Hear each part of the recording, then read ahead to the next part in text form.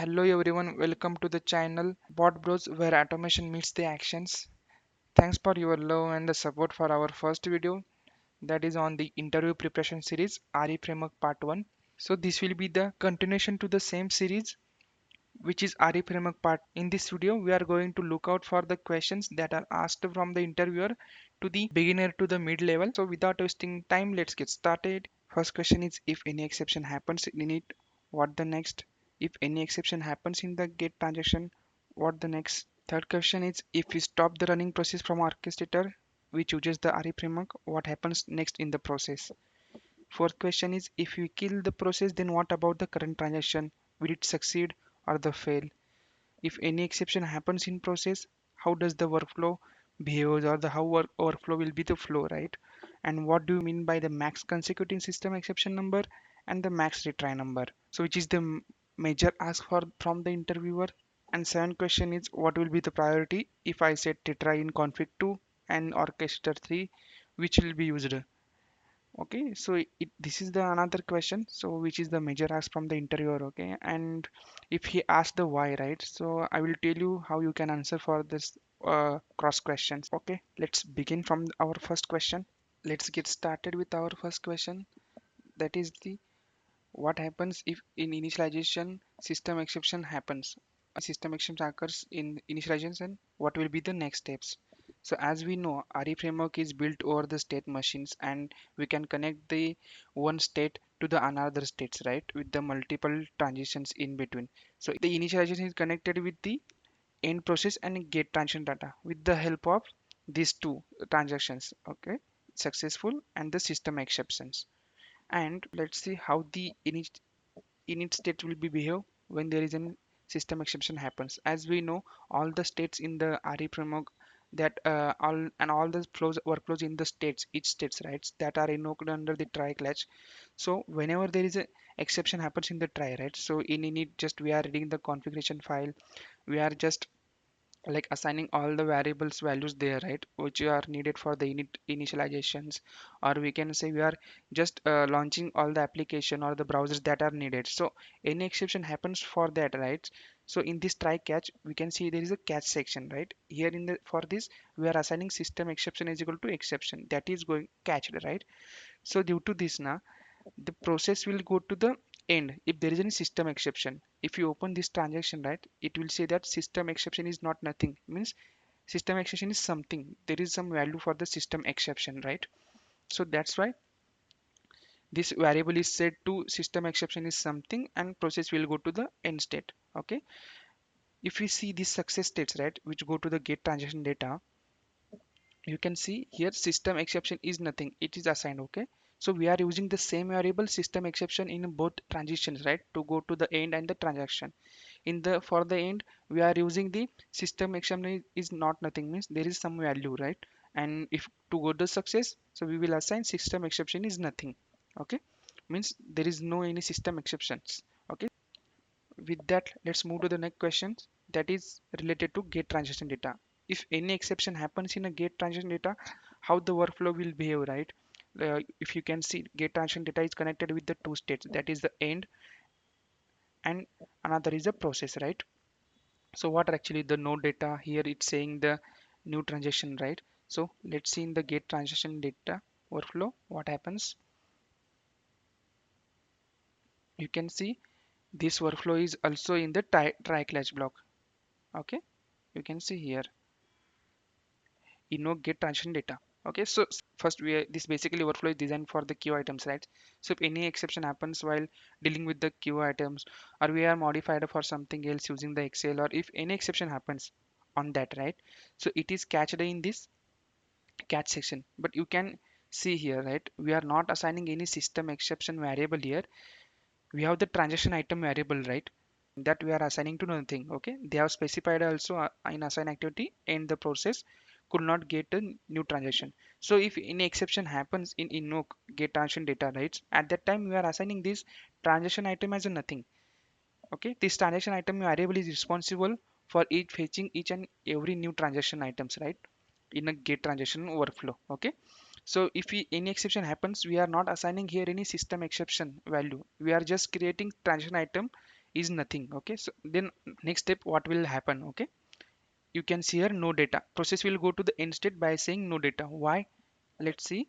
Here we are assigning transaction item is nothing, because in the get transaction data under the try catch in the cache section we are assigning transaction item as a nothing when there is a system exception happens, right? So there we have assigned the transaction item as a nothing, and here we are saying transaction item is nothing, means there is a no data. Okay, so with this the process will finish due to no more transaction items left. Okay, so here we are not saying that any system exception happen or something like that. Okay, you can just change the log message here, because if say any system exception happens, right, so we can able to see here. Okay, there is a any system exception happens, that's why transaction items is set to nothing and process got to end state, right? So we can change this log as per our process.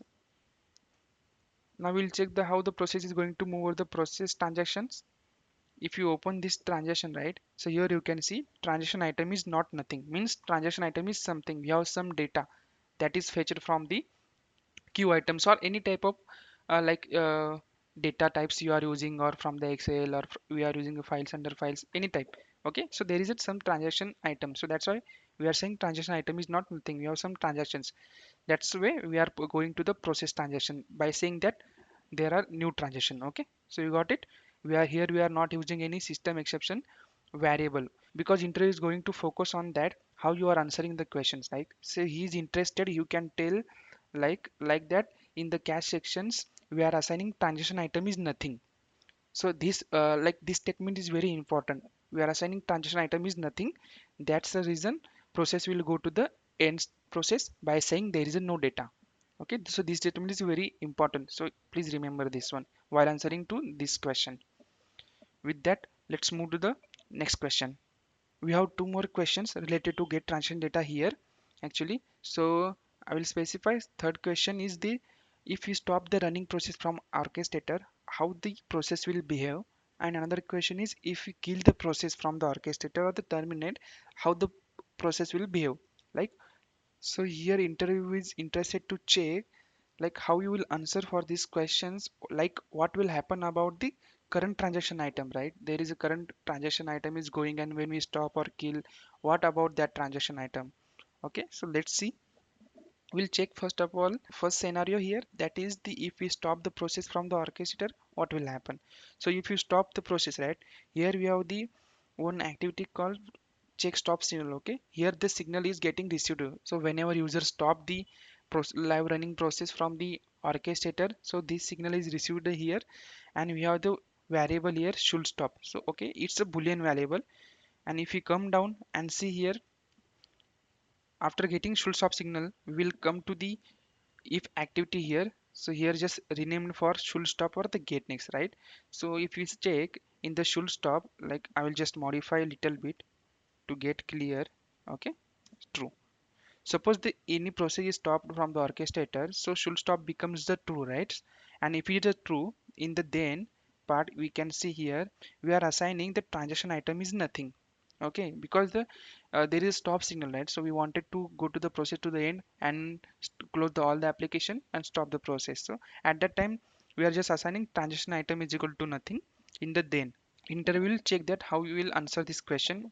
Okay, you can, so you can answer in this way. If we stop the process from orchestrator, should stop signal is received and that becomes the true. And in the if condition, in the then part we have the assign activity there, the transaction where we are assigning transaction item is nothing, and the process will go to the end state by saying the no data, right? See here in the no data we are adding transaction item is nothing, means no data. Okay, and now the next cross question is like that how what about the current transaction. Okay, so remember that when we stop the process, right, so suppose we have the five transaction. Okay, and we are at the third transaction, and third transaction is processing in the process transaction, right?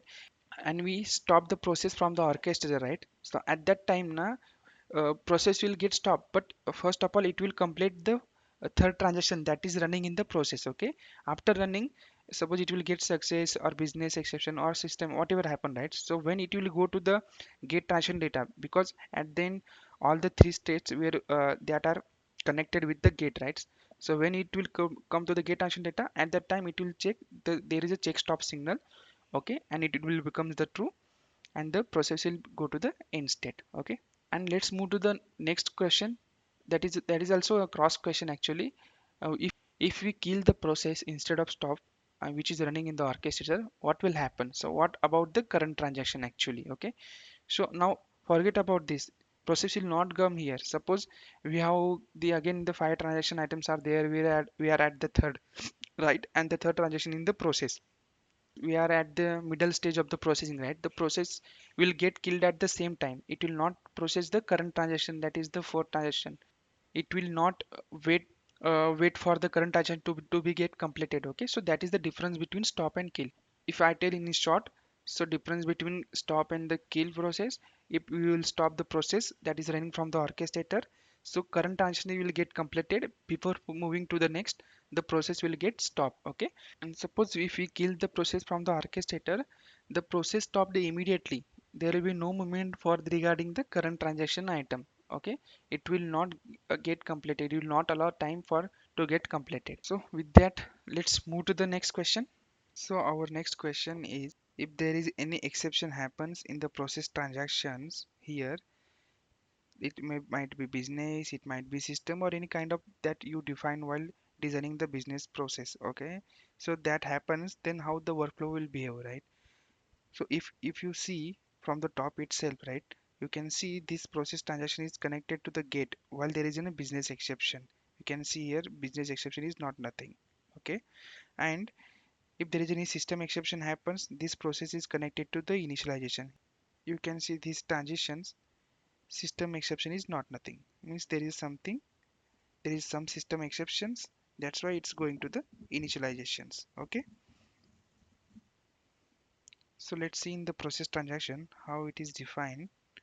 If you see in the process under the try, we are invoking here our process, okay. So suppose in this process any exception happens, so that we are going to catch in the catch section. So our first catch is business rule exception and second is a system exception, okay. It is a predefined one. Suppose there is any business exception happens, so here in the assign we will set this as exception, and in the set transaction status, right, I will open this workflow and I will show you how we are setting this.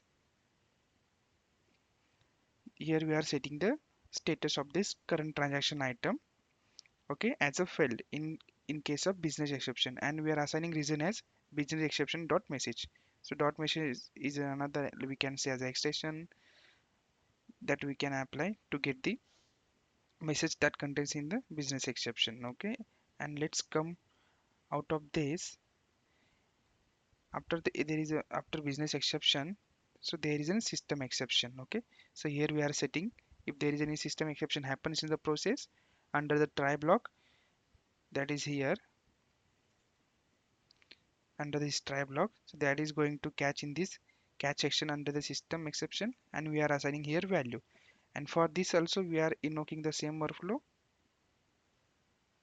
So so here you can see the system exception workflow, and here we are setting the status as failed, and reason is again same, system exception dot message. Let me open this and show you. You can see here in system exception dot message, and here we are also assigning the source, means where actually it is failed, okay. Let me close this also. Now the important thing is that there might be chances of getting the cross questions, okay. Before that I will just quickly recap this one. So if for any type of exception, suppose it is a business, the process is going to fetch the next transaction because it is predefined, or we are also using the same. If you are modifying, like if you don't want for the any business exception, you don't want to go to the next transaction, you wanted to modify it, you can modify accordingly. And suppose if there is any system exception under the process, right, so it is going to the initial init state by this transition that is connected to init, okay. So there might be cross question that suppose in this process, if you see under the try, there is a one assign activity. Here we are assigning business exception as a nothing. So interview will ask here, suppose I delete this business exception is nothing. So what will happen? in the process, or like what is the importance of this assign activity, right? So you can think, suppose I delete from here and I will come out of flow to explain you. So let's consider you have 5 transactions and first transaction started, okay, from init. After successful init, if there is no any system, it will come to the gate, and after that it is fetched as a new transaction item. So it will come to the process transaction, okay. And under the try, we are deleted now this assign activity that was here, okay. And if you come here in invoke process, right, this transaction will come here in the invoke. And suppose your all the transaction items are type of integer values, okay, means you are dealing with the invoices and there should be a integer value, okay, to fill in details in somewhere or in some excel, right, or in some applications. So you need the int value only, okay. And at that time, suppose you get the invoice number as a string, that is coming as a customer name or something, it is coming as a string, not a integer numbers, okay. Or at that time you wanted to add it as a business exception, okay, because your input is not in correct format, so you can specify in a process, okay. And this particular first transaction will consider as a business exception. So in that case, we will set here, we will set business exception here that we captured in the try, and the process will go to the get transaction data to fetch the next transaction, that is the second number, okay. So remember, now you have the business exception value is something that is come from the first transaction item while processing, okay. Now you will go to for the second transaction and again it will come to the process, okay. So before moving to the process, right, we have just deleted from here as an activity that was business exception is equal to nothing, that we are initializing, but the transaction item that is failed previously due to the business exception, right, it has a some value and that is not initialized again. So that value is carried in all the transaction, all the remaining transaction, that value is going to be carried. So it will mark all the transaction item as failed by saying that it is a business exception, even we have the some value, because you are not initializing it, okay. So overall you can answer, if we delete as an activity from here, that is from above, I will just add again this activity here, business exception is equal to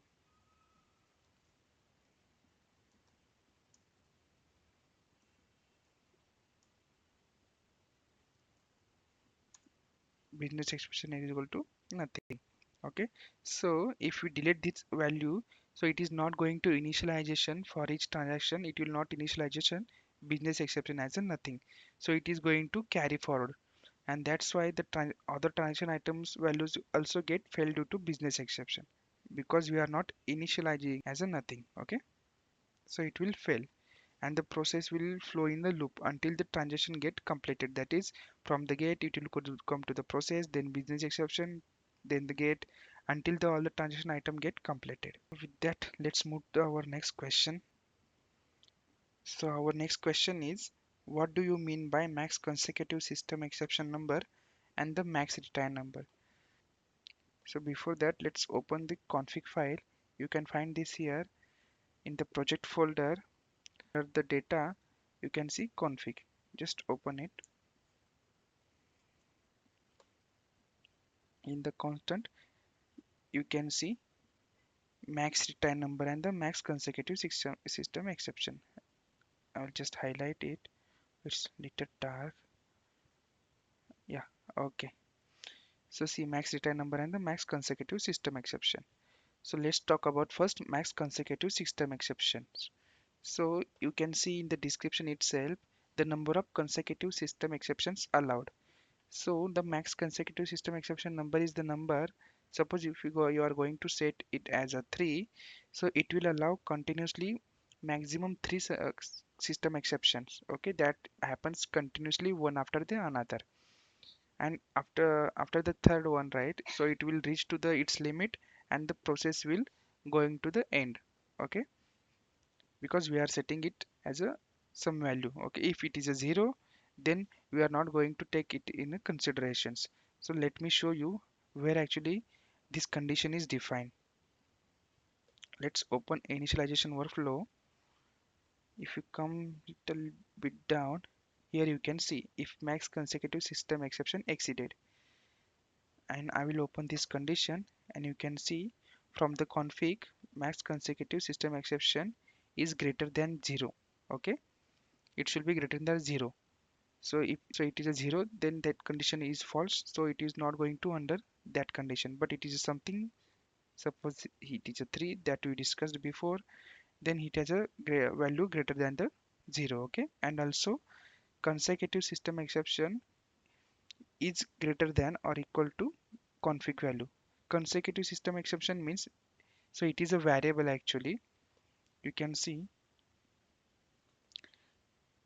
consecutive system exception, so it is a variable that is counting the exception that is happening in the RE framework. Okay, so that is a variable which keeps the adding the plus one values for the consecutive system exception that are happening. Okay, and that we are just comparing here. So for now we have set the max consecutive system exceptions as a 3, that is here, and our process is running and we got continuously 3 system exceptions. Okay, so this condition becomes true, that is it is greater than 0, and also like you have the condition that is the consecutive system exception variable that is in the RE framework, so it is greater than or equal to the value that we have mentioned in the config file, so it will become true. So here we can see new exception we are defining from the config message. So exception message consecutive errors. You can see here exception message consecutive errors, and the number of, and the value is the maximum number of consecutive system exception was reached. So that we are going to print, and after that we are just going to print the whichever the value is. Okay, so that's why the process will go to the end state, and it is going to capture it in the cache, and the process will go to the directly to the end state. This is use of system, consecutive system exceptions. Suppose you have the 5 transactions and consecutive system exception happens 2 times, and the third time it went successful, and again fourth time it will happen. So it is not a case of the max consecutive system exception because we have the gap in between this. So consecutive means continuously 3 times exceptions because we have defined a number as a 3. Okay, so remember this word, consecutive system exceptions means continuously system exception that happens. Okay, and after that there is second term max retry number. Okay, so these both are two different. So max retry number is associated with the retry number for the transaction item, and this max consecutive system exception is associated with the continuously system exception number. Okay, so max retry number, you can see here in the description, it must be 0 if you are working with orchestrator queue. So max retry number we can define in two ways, in this config file as well and in the queue also. So I'll show first in the config. So if you define here, so it is going to take value from here, and it will just retry the current transaction item 3 times. Okay, and if we set here 0 and we are using the queues, right? So in the queue we should must define the max retry number. Okay, so if you can see description here, it must be 0 if working with orchestrator queue. That means we should not give any value here, and we should give in the queues. Let me show you in queue. Suppose if you are going to create a new queue, I'm just giving the test here, and you can see auto retry.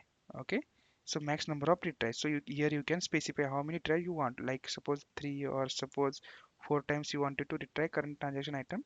So from this auto retry value you can just mention and the add here. Okay, and this so another cross questions here related to the max retry number.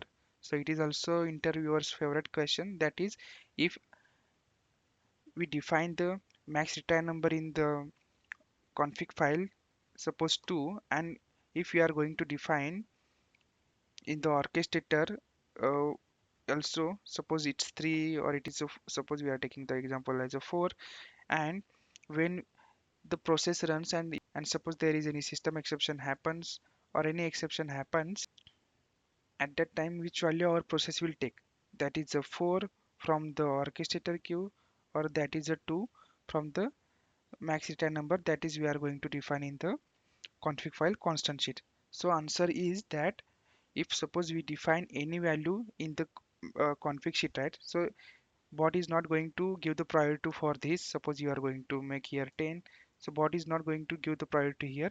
So bot will always give the priority here, whatever the value you are going to define in the orchestrator queue. Because when we are going to use the queues and we enable this auto retry, so queue items has a facility that for each transaction items, suppose is going to fail, right? And we have the some values here as a retry number. So it is going to mark the transaction status as a retried, and it is going to create the new transaction item with the new status. And this loop continues until it reaches to the max retry number. So with that, we are at the end of the video. Stay tuned for third part of this interview preparation series on the RE framework. Until that, happy automation.